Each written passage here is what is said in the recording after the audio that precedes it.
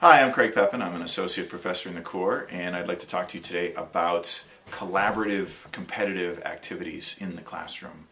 These are ways that I've come to in the last couple of years as ways to sort of change the pattern in the classroom momentarily, maybe inject a little bit of energy, and the basic idea is that you provide the students the opportunity to sort of compete with each other, usually for extra credit points, the amount of points depending on, the importance of the exercise, and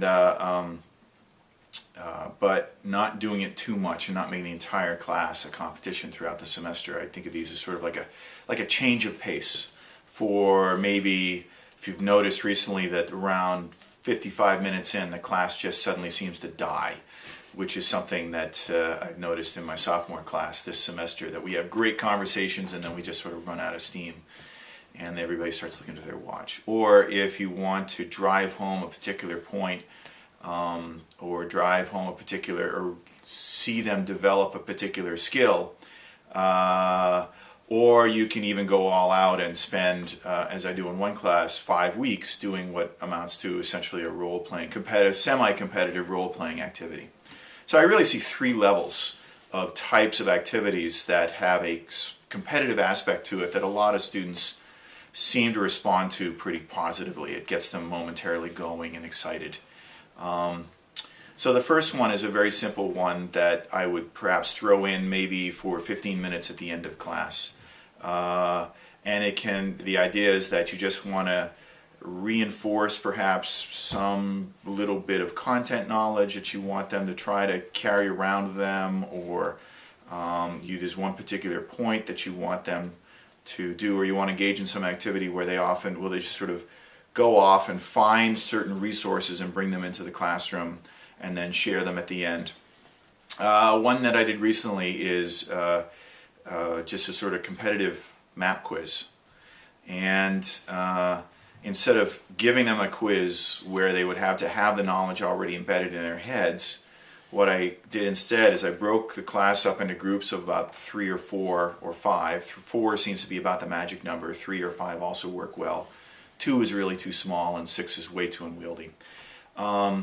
And gave them a blank map of East Asia. And this is following a reading in which the reading had looked at a bunch of places on the map, or rather referred to a bunch of places on the map that I felt certain none of them were familiar with. Places like the Straits of Malacca, or Banda Aceh, Gujarat, all having to do with colonialism. And I said, okay, well, the first team to give me a map that has them correctly placed will get an extra 3 bonus points on the reading check which they had done. And they didn't have to bring this out of memory. It was just use whatever resources you want, use the book, use the internet, whatever you want to do. And the idea is that the process of trying to, where is Gujarat, where is Aceh, where are the Straits of Malacca, sort of help them connect stuff that they'd already been exposed to, but in a new way, and it's more likely to make that learning kind of sticky. So that's a very simple thing, and there's a number of different ways that you can do it. I think one of the key criteria is, one, you want to do it in groups, not individual, because you want it to be a collaborative exercise, which is why I call it collaborative competition. 2, you want it to be relatively low stakes. Depends on the size, of course, but you don't want it to be outsized or meaningless. So there should be some vig, there should be some skin in the game for them. And 3, you don't want it to be based only on their prior knowledge, like a Jeopardy sort of thing. You want them to be able to draw upon, go into their books, because you wouldn't expect them to automatically memorize where the Straits of Malacca are, but you want them to be able to go into their books, go to the internet, and seek out the information, and in the process of finding the information, it's more likely to be sticky. So a second level, and I do this with a capstone class, is to spend an entire class having a competition to which the students are warned about in advance, but which they get the day of their arrival. And also it builds upon skills that we've been working in previous classes. So the capstone that I co-teach is built on a really major research project for an outside client.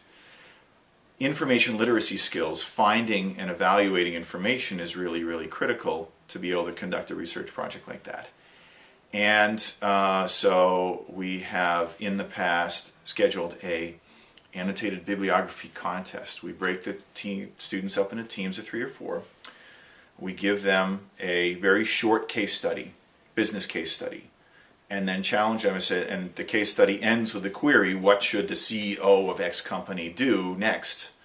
And we then challenge them, okay, you have an hour and a half, locate the best 5 sources that would be most appropriate for helping the CEO decide where to go next.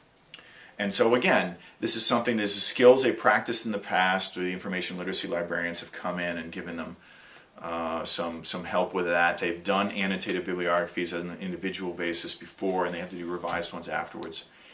And it's over an hour and a half, so it's fairly substantial activity, but it's one in which they, it really generally has, they're looking at each other and but they're cooperating with each other. You do that, okay, and then they compare notes. Is this a good source or is that a good source? So they go off and they do things individually, but in creating the final product, when they compare and they talk to each other, they're engaging in a sort of collaborative learning that really is productive, I think. So the final level, and this is not for everybody, this is actually something that has been tested a number of other places, and so I can't claim credit for this. Reacting to the past is an approach to understanding history that involves extended role-playing activities where students will take on a role in a given historical scenario. The one I do is for scientific revolutions. It's based on the trial of Galileo. And over the course of 6 weeks, about 3.5 of which are spent sort of in character, and the other 2.5 are spent preparing or in between, sort of coming back. Students take on roles, they present on various aspects of the new cosmology, which in scientific revolutions means the idea that the sun is at the center of the solar system instead of the earth is at the center of the solar system. And all the various scientific ideas, both from the ancient world and from Galileo and his contemporaries, that contributed to trying to figure out whether or not that was actually the way the solar system is organized. So students take on roles as cardinals in the College of Cardinals. They investigate and present on different aspects of that new cosmology. They debate with each other, but they also compete to see who can do the best job of convincing the neutral class members whether we live in a sun-centered solar system or an earth-centered solar system, which arguments are most compelling. And they walk in thinking that, well, of course, the sun-centered is going to win. When they get deep into it, they realize that the arguments, as they were available in the 17th century, could have gone either way, and in fact, in Galileo's case, did. The church ruled against him. He was sentenced to home imprisonment, or rather, was not allowed to leave his home, was forbidden to talk about those subjects, and Copernicus' book was put on the index of banned books for a couple hundred years. So once they get into it, it really allows them to, by delving into this, by circling back repeatedly over the course of 3 or 4 weeks to these similar topics, they really deepen their understanding of it. And the idea that they're competing for extra credit as to who is going to win the trial. And in fact, there's even a halfway through, one of their number gets elected pope and then has the ultimate decision. And individuals can get extra credit by performing particularly well, and then factions will get extra credit if they win the trial, if they sway the determinants on their way. It has been very powerful. I got a lot of positive feedback. I will say, by way of closing, that this is clearly not for everybody. It depends on the dynamic in the classroom. Some people may find the idea of introducing this competitive nature to be counterproductive to what they're trying to do in the classroom. And I can certainly see that, and I would not want to send up an entire semester that was sort of this paper chase-like, fighting with each other individually. But if you do it on a limited basis, if you do it in groups, and that there is some reward for doing well, but it's not outsized to the class, I think used judiciously, they can be a great change of pace, and they can really change the energy level in the classroom for that day or for that period, or even in the Galileo case over the course of a number of weeks. Thanks for listening.